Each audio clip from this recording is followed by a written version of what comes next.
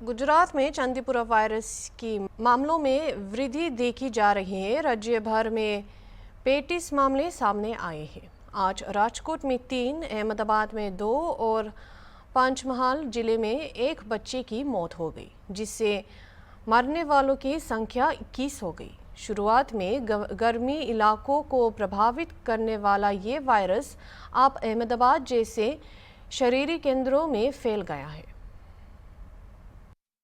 હોસ્પિટલની મુલાકાત લીધી જે ચાંદીપુરા વાયરસ છે એના માટે મેં જોયું હતું કે રોગ ફેલાઈ રહ્યો છે, પણ અહીંયા આવીને જોયું તો જે સસ્પેક્ટેડ બાળકો હતા એમાંથી એકનું સેમ્પલ મોકલેલું છે, બેને રજા આપેલી છે। કુલ 8 બાળકો હતા, એમાંથી 6 બાળકોના આઈ થિંક મૃત્યુ થયા છે અને ડૉક્ટર્સ પણ ટીમ સારું કામ કરી રહી છે।